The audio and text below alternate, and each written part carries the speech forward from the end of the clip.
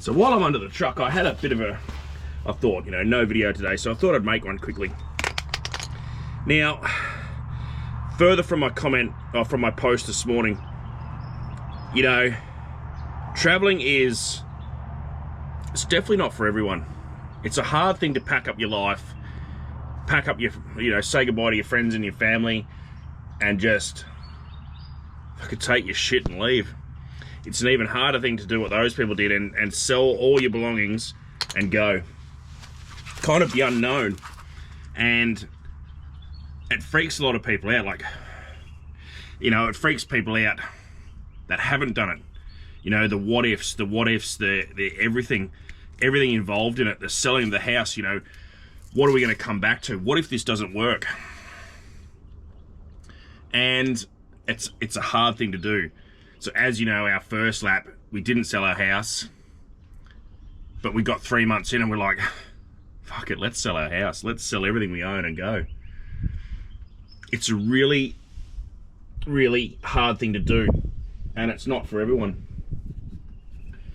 A lot of people just can't leave their friends and their family there. They're so worried that, I guess,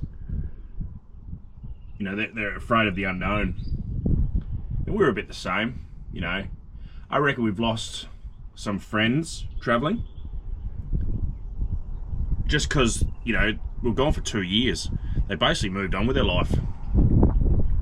And what we realised is that we did a lot of the organising. We did a lot of the catching up. And kind of went, fuck, we're doing it all. For this lady to commit to what she's done, the family, that's the step in the right direction. We were at the caravan show yesterday with another couple, and they're looking at buying a van.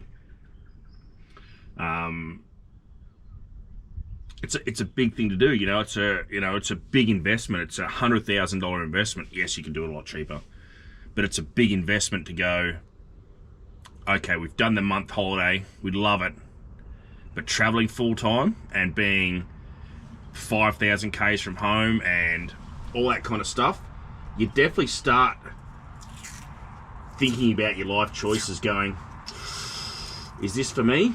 Is this for my family? Am I doing the right thing for my family? I think it all the time.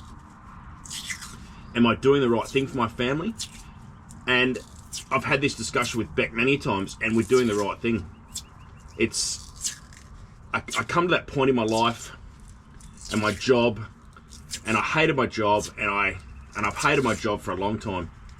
And my job was kind of my lifestyle, and I needed my job to fund my lifestyle. So it was a very hard thing to just pack up our lives, but like we said, we loved it. The variety in work, the variety in everything, your day-to-day life. Riley thrived, and he just become a different kid. And it was crazy to see that transformation. He learned to walk on the road. He learned everything. To see him now to other kids, he's up here. He's just had that kind of life experience, I guess. Could be absolutely talking shit, but yeah. You don't, like I've said this many times, you don't even need a trade or a qualification to just quit your job. Don't even worry about what you do at home. Just go and find a job. Farming, they don't want a qualification. They just want someone that can work. They'll teach you everything you need to know. You don't need anything. You literally don't need anything. You just need a willingness to just give something a go and try it and see what happens. The worst thing that can happen is that it doesn't work. You can always come back to your life. You can always sell your caravan and buy a house. It's a commitment, and we've committed to it for, we don't know. And you might have seen another post, we've just sold an investment property. A lot of people saying we're crazy, but It was an investment. We invested money into it. We got a return. There's no point having, you know, hundreds of millions of dollars worth of real estate if you're not going to use it and you die tomorrow. Just like, fuck it. What have we got to live for? You know, we sold our investment property, or we're selling our investment property, but we're going to buy another house with it, with the money, and it's going to pay for our van. That's how much we made on an investment. You know, do we keep it? Do we sell it? Lots of things. It's a choice that Beck and I have made as a family. I haven't just gone, oh fuck Beck, we're selling everything and we're going. It's definitely not for everyone. And I've said it many times, it's not for everyone. A lot of people can't fathom the fact of, you know, kind of no work, no steady job, where we're going to sleep, where we're going to camp. But we've done it. You know, we traveled for a year, no work, and then we traveled for, you know, the other 8 months, and we worked. And we made good money. Beck didn't have to work. I was home every night. Beck could come to work with me. She could bring the kids. You know, it was all about becoming a family again.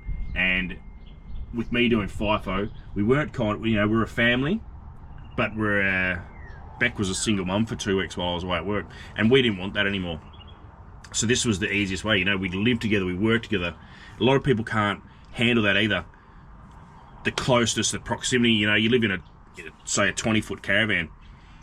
You know, that's 6 meters on the inside. It's tiny, and a lot of people can't fathom that. You know, you shit where you eat. It's tight, but it's just something. We just fucking loved it. It was just something, and for these people to write this message and go, you know, we're committed to this. Fucking hats off to you, like full hats off to you. You've made the first step, I reckon. But anyway, I'm ranting a bit now, but it's just, like I keep saying, it's not for everyone. But you don't know if it's not for you if you don't give it a go. And that's what it comes down to, just giving something a go. People are so stuck in the mundane of going to work, paying off their house. You know, I'm 43. I thought, fuck it. What have we got to live for? You know, we're at that point in our life, in our house, you know, it was kind of finished. We wanted something new in life, and this is something new. You know, you could definitely do it a lot cheaper. You don't need a big truck. You don't need a big flash Ram. You know, you get away with it with a bloody Toyota Hilux and a pop-top caravan. A lot of people do. You know, you kind of don't need. You could get away with the normal kind of thing. You know, this is not normal. It's very expensive. It's expensive to run. It's expensive to own. But it's us now. So, guess that's about it. We'll leave it at that, I guess.